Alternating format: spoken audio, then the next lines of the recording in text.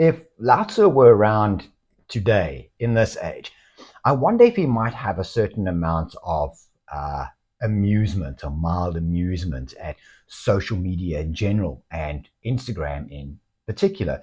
He might look, for example, and say, well, there's this one guy who's got like 1.2 million followers in whatever industry. Most of the time, those guys is like self help things, psychology, life coaches, health and fitness, nutrition, that type of thing. And he might go, there's this guy with 1.2 million followers, and there's this other guy, and he's got 600 followers. What makes the guy with 1.2 million more valuable? And he might conclude it's really only the number. Because if we delved a little bit into it, and if you delve a little bit into it, and if I delve into a little bit into it, we might notice that the guy with the 1.2 million followers isn't really delivering anything that's particularly life changing.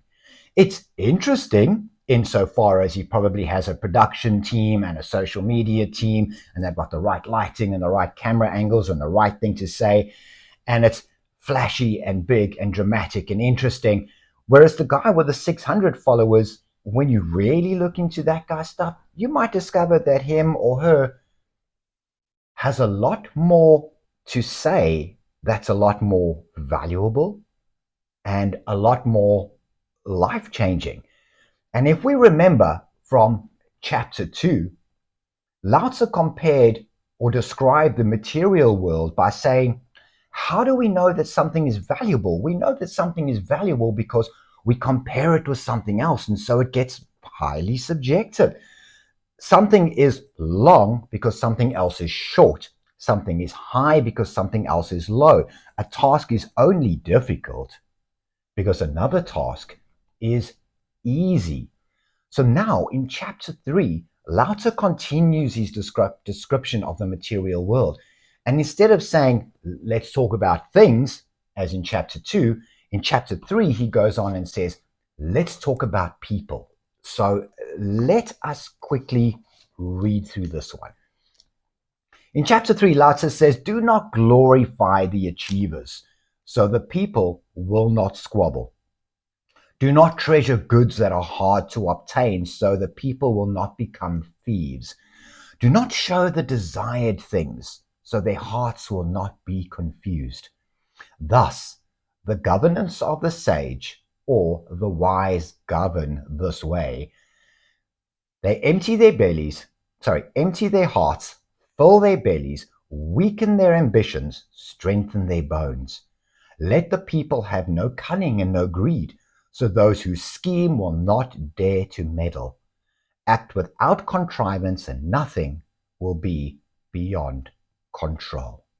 Sometimes confusing, but easy to understand. What Lao Tzu is saying here is that we always run the risk of valuing people in exactly the same way as we value goods. We assign a number to it, a value to it, a strength to it, a weakness to it, based upon what we see when we compare that person to others. So again, the 1.2 million follower guy may not have as much information or be as good or as interesting or in fact as life-changing as the person with 600. But when we look for someone to follow on a particular topic, a particular interest, something we want to know, who do we go for? Well, chances are good we're going to select to follow the 1.2 million because, hey, 1.2 million people can't be wrong, whereas 600 people, the guy can't obviously be that good. The 1.2 million guy goes on lecture circuits. His book is featured on Oprah's top 10. He must be valuable. And so because of that, we put that guy on a pedestal. And here says Lao Tzu, or warns Lao Tzu, is the problem.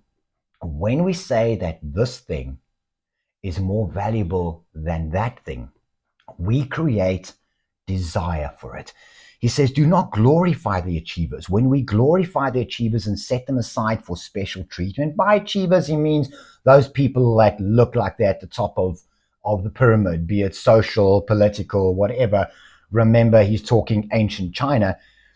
People will compete aggressively and step over one another to achieve that position. Exactly the same way. And he says, do not treasure goods that are hard to obtain so that people will not become thieves. When we say that this thing is valuable, when we put it in a museum, when we put it in a case, when we display it and say, look at this, all we are really doing is encouraging someone, somewhere, to come along and want to take it. And the same goes when we elevate people to particular positions of importance or value. Remember that desire for material goods, Lao-Tzu reminds us, i.e. wealth, and desire for fame and recognition, i.e. power, really comes from the same place. So he concludes the chapter by saying, thus the governance of the sage, or thus the wise rules this way. And remember that Lao-Tzu will never really use a political analogy or a war analogy or military analogy without bringing it right back to us and saying, this is how we should also conduct ourselves. If the wise do this when ruling, then we, if we are wise, will rule our lives in the same way. He says, the governance of the sage empties their hearts, fills their bellies, weakens their ambitions, and strengthens their bones.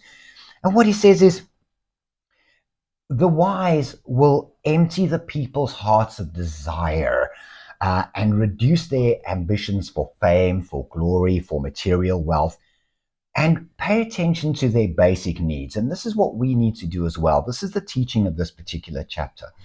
We ought not to elevate things to positions of any particular importance. It is far more important than desire for material wealth, desire for position, desire for fame, to take care of the basic needs of ourselves and of others. Because, and I repeat, desire for material goods, wealth, and desire for fame and recognition, i.e. power, comes from the same place. So what Lao-Tzu is doing here is saying, if we had to recap from chapter 1, 2, and 3, is that the Tao cannot be described in adequate terms, spoken words, written words, do no good to define it. Rather, we have to experience it. And he says that the material world and the mystery, what lies underneath all things, the mystery of the Tao, all come from the same place. That if we desire the things of the material world, we will only see the material world. That if we desire the mysteries, we will see the mysteries. And he then goes on to describe what the material world is and reminds us or cautions us that we only ascribe value to something, be it an item or a person, when we compare it with something else, and cautions us that when we do that, when we make something valuable, when we say, let's put this thing up here, all we do is we invite thieves, we invite unnecessary and aggressive competition as people try to either obtain that thing or rise to the top of a particular ladder, a corporation, whatever the case may be.